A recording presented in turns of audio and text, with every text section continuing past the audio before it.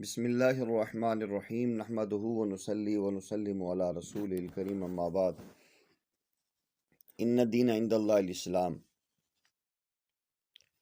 وقال تعالی واطیعوا اللہ واطیعوا الرسول لعلکم ترحمون۔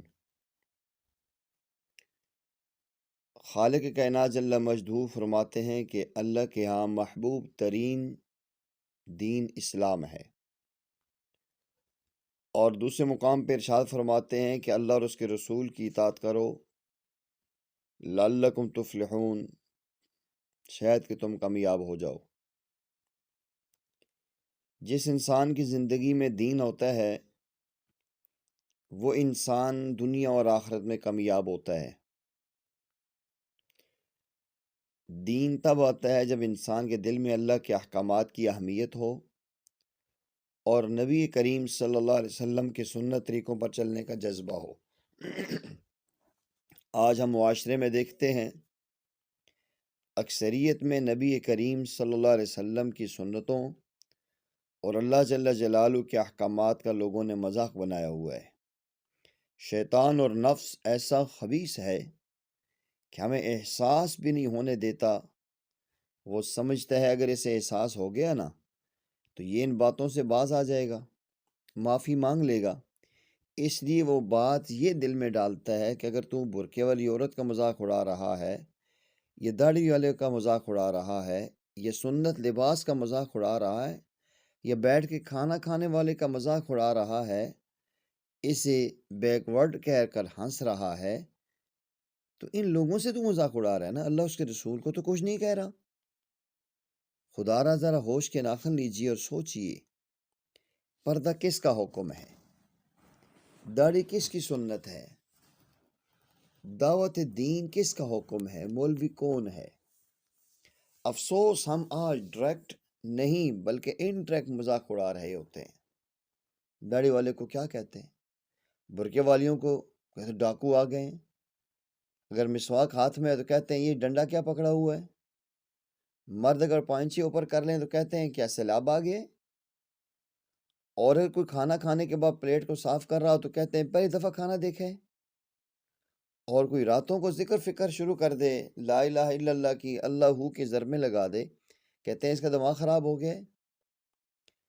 توجہ کیجئے، سوچئے، اگر میری کوئی مسلمان بہن پردہ کرتی ہے، لوگ اس کا مذاق اڑا رہے ہیں، تو یہ اللہ تعالیٰ کے حکم کا مذاق اڑا رہے ہیں۔ اس کے سینے میں بھی دل ہے، وہ بھی چاہتی ہے کہ برقع اتار دوں، گرمی ہے، سانس بند ہوتا ہے، دم گھٹتا ہے، مگر وہ سوچتی ہے اتارنا نہیں ہے، یہ میرے اللہ کا حکم ہے اور میرے نبی کریم صلی اللہ علیہ وسلم کا فرمان ہے۔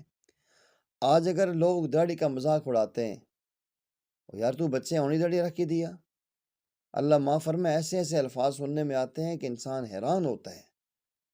میرے ہاں ایک بچہ یہاں درس میں بیٹھتا تھا، اچانک اس نے داڑھی کاٹ دی۔ میں نے کہا بیٹا یہ کیا کیا ہے؟ کہتے ہیں ٹیچر کہتی ہے وہ ایک ایج منہ کہا رکھی ہی ہوئے۔ یہ کفر ہے، اللہ کے نبی صلی اللہ علیہ وسلم کی سنت کا مذاق اڑانا اور توہین کرنا۔ اگر آپ یا کوئی بھی انسان داڑھی کا مذاق اڑاتا ہے تو سوچیں 1,24,000 کم و پیش انبیاء علیہ الصلوۃ والسلام کی سنت کا مذاق اڑا رہے ہیں۔ کافروں نے ڈائریکٹ اللہ اور اس کے رسول کا انکار کیا کہ ہم نہیں مانتے، کتاب کا انکار کیا، نبی صلی اللہ علیہ وسلم کا انکار کیا۔ میرے بھائیوں، میرے دوستو، ہم خود دیکھیں، ہم انڈائریکٹ انکار کر رہے ہیں۔ نفس و شیطان کہتا ہے تو اللہ کو بھی مانتا ہے، کتاب کو بھی مانتا ہے، نبی کو بھی مانتا ہے، پھر انکار کیسا؟ تو ذرا غور کیجئے نا، ہم انکار کیسے کرتے ہیں؟ جب اللہ تعالیٰ میں نماز کا حکم دیتے ہیں ہم نہیں پڑھتے، تو آپ نے عمل سے انکار کا ثبوت پیش کر رہے ہیں کہ نہیں کر رہے؟ اگر ہم انکار نہ کرتے ہوتے تو ضرور نماز پڑھتے۔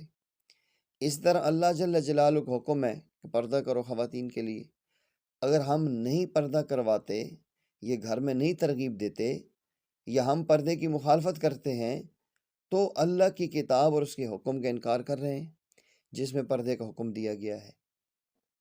اس طرح چوری، غیبت، تہمت، زنا، شراب، حسد، لعن، طعن وغیرہ اللہ جل شانہ کے بے شمار احکامات ہیں جن کو ہم صبح سے شام تک بس یہ اڑاتے ہیں اور یوں ان کو ڈی ویلیو کرتے ہیں، اللہ کے نبی کی سنتوں کو ذبح کرتے ہیں، مگر کوئی نہ کوئی عذر، کوئی مجبوری بنا کر دل کو مطمئن کر لیتے ہیں۔ بس قیامت کے دن یہ ہیلے بہانے قبول نہیں ہوں گے۔ بس یہ کپڑے پاک نہیں ہے جی، بس توفیق مانگے اللہ سے، یاد دعا کریں اللہ مجھے توفیق دے دیں۔